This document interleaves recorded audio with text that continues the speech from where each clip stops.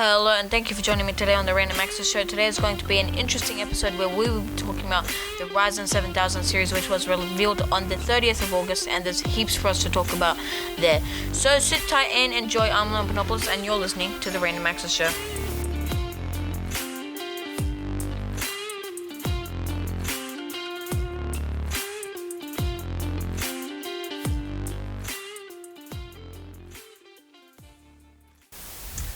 Hello and welcome to the Random Access Show. I'm Leon Panopoulos and today we're talking all about the Ryzen 7000 series. Now that was revealed on the 30th of August, which was just about a week ago, nearly two actually, and there's lots to talk about here. It's so just a little bit of an intro, background information on the Ryzen 7000 series. It is the next generation of Ryzen processors based on the Zen 4 architecture, and will be released. Four processors will be released at the end of this month. The date I'll give you towards the end of this episode. Now, this is the second episode that I've released this weekend. This week I'm releasing at least two, so it's really exciting, but let's get into it. So, basically, the Ryzen 7000 series is based off of the Zen 4 architecture, which is their latest microarchitecture within the Zen architecture. It is their latest generation, and it brings heaps of new improvements.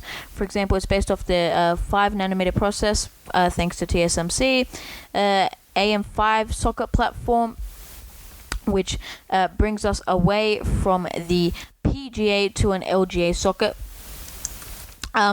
and as well as bringing us PCIe 5 as well as DDR5, and it also has a 5.7 gigahertz max boost in their 7950X, which is absolutely amazing. It is the highest speed processor in a Ryzen chip and in a consumer desktop CPU, which is absolutely ridiculous. 5.7 gigahertz. If you shouldn't need to go that fast, but the fact that it can go that fast is absolutely amazing. So the top of the range, the top of the line, is the 7950X, comparable to the 5950X, but not comparable to the 12900K, because in the AMD Together We Advance event, they were comparing the 7600X to the 12900K, and it beat the 12900K in all the tests that they showed us. So they are comparing the middle of the range AMD Ryzen processor, latest generation, to the latest generation top of the line Intel processor, which is really bad news for Intel. Intel, they've been talking about how their market share is going down. They're not going as well as they would have hoped. Alder Lake did bring them a rejuvenation or some refreshment, but it did not give them what they needed to get, as high as they were before. AMD is taking some of that market share, and with promises like the 5.7 gigahertz boost, or better power efficiency, because Alder Lake, we know, was not the best with that, as well as having a middle of the range CPU that is beating the competition at the top of the line. So that's really cool. It is sad for Intel, but as an AMD fan, I don't care. It is just, it's absolutely awesome that we've got this, that AMD can have this technology that is going just above and beyond what we expected from them. So the top of the line 7950X has 16 cores, 32 threads, which is, awesome. 16 cores is great, especially if you're doing, things like productivity applications, for example, Photoshop and all of that, machine learning, AI sort of stuff. as well as if you're running virtual machines, you can allocate 4, even 8 of your cores to the virtual machine while still having 8 or 12 cores to yourself, which is something I can't do on my laptop, or a lot of people can't even imagine doing on their desktop. So that's awesome. 32 threads, 2 threads per core, that's normal. This is where we see the up to 5.7 gigahertz boost clock, and we have 80 megabytes worth of L2 and L3 cache. So that's pretty high. And we did see AMD's 3D V cache in the 5800X3D, which AMD is very renowned for their cache and the amount of cache that they can put into their CPUs. And 80 megabytes, again, more than anyone would really ever need. 170 watts TDP, which is great. You can get that really high wattage. You can draw so much power, but it is 62% more power. 47% better power efficiency than the 12900K. So we're still getting great power efficiency and performance per watt, even though we've got this 170 watt TDP, which is just absolutely awesome when you think about how Alder Lake has done with it and how previous AMD Ryzen products have done. And seeing this power performance and power efficiency is absolutely amazing. 62% more performance in V-Ray renders than Intel's 12900K. So 62% greater performance. Intel should really be scared. And I want to talk about this for a second because, like I said earlier, Intel is just, their share in the market is going down quite a bit. And once this is released, once the 7000 series is released, I think there is a possibility within the next 2 generations of Ryzen products that AMD could take more than 50% of the consumer market share. And if they did do that, then that is, it's almost a first for AMD, and Intel is just going to be, absolutely, disappointed and so cut that, they're losing their touch. Really, that's what it is. They've been making these core products 12th generation. It's time for them to do something completely new. And they did try to do that with their Alder Lake processors, and people did go out and buy them. That helped them a bit. But they should be scared of AMD, and they are scared of AMD now with the Zen 4. And, with all these new features, though, Intel is losing share. I just read an article. Intel's losing share in the server market.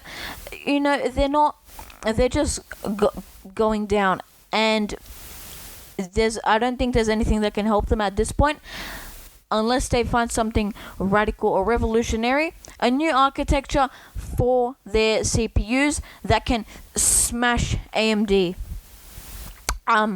And AMD, the PCIe 5, DDR5, they're a bit late to hop onto that boat, but they are mandating DDR5 across all their CPUs, which means they are trying to usher in this new era of RAM. And, I think that's where Intel might have a bit of a better chance, where they have, you're still able to use DDR4 on your 12th gen CPU if you choose to, whereas a lot of people aren't going to want to go out and buy expensive DDR5 RAM as well as an expensive Ryzen 4 Zen 4 CPU.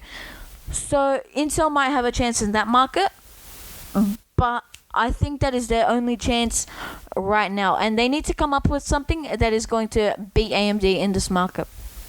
But if we get back to AMD's performance with Ryzen 7000 series, 7600X delivers higher performance than the 12900K, at least 11% faster, which is, absolutely amazing. You're going to be paying less for something that is the top of the line in another product line and is more expensive. And the fact that AMD is able to do that they're beating Intel at their middle of the range CPU is, and then how much further are they going with the 7950X compared to the 12900K? It's scary fast, and that's something that we want to see from AMD.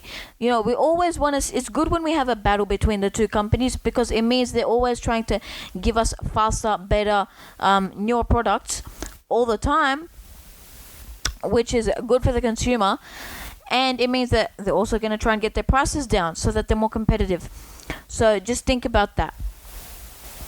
62% lower power versus the 5950X. That's just in general, and that's around approximately 62% lower power compared to the 5950X, which is cool. Approximately 49% more performance versus the 5000 series, which is an average. So again, we're seeing great performance even compared to AMD's previous releases and previous generations, which is really cool. We've got 1718 pin LGA socket as part of the AM5 platform, which has support until 2025 at least. That's what they've promised in their Together We Advance event, and that it says 2025 plus, so further than 2025, which is great for upgradability. It will be compatible with AM4 coolers, so if you have an existing build or existing AM4 cooler, you can just transfer that cooler into your new build with your AM5 Zen 4. DDR5 is mandated. There's no DDR4 option. They don't even want to talk about that anymore. And PCIe 5 is there, so you can use the newest PCIe 5 technologies, SSDs, etc. all coming out. They had a whole list that's going to come out in November of SSDs with the 40 series of RTX graphics cards becoming PCIe 5.0. Up to 230 watts of socket power delivery, which is a big improvement. And it's good to see that we've got more than the highest TDP, because it's always going to go higher. It's not going to stay at 170 watts. You will get it higher than 170 watts, probably not to 230 watts, but the fact that it can output that much power is awesome. In terms of chipsets, we have 4 chipsets: the X670 Extreme, X670, B650 Extreme, and B650. So this time we just have the two sides. We have the X series and the B series, and each of those has their Extreme and their Standard.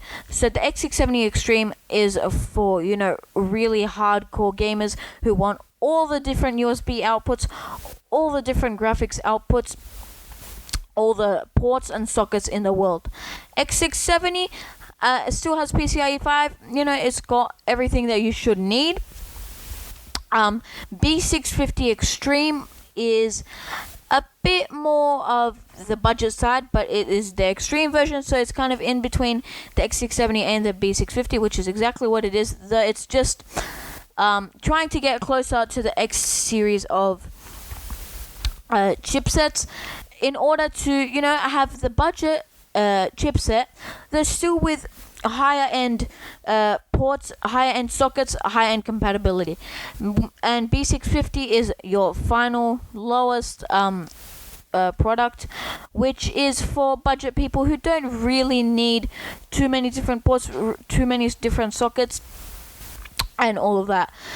And finally, they're releasing Expo memory kits, which are memory kits. There's going to be at least 15 of them from high-end memory manufacturers that support 1 one-click overclocking. So one-click overclocking on these new memory kits, which is great for those who do like overclocking, but most people wouldn't be needing to use these Expo memory kits. Of course, they're all going to be DDR5, which is great for future-proofing and upgradability. And they're trying to get a bit closer to Intel's XMP. So this is their way of doing that. But that's all that they released at that event. Now, all the CPUs that I mentioned, 7600X, 7700X, 7800X, 7950X, will be available as of September 27th. So, thanks for joining me today on the Random Access Show. If you liked it, make sure to share with your friends and family. I'm Leon Panopoulos. That was the Random Access Show.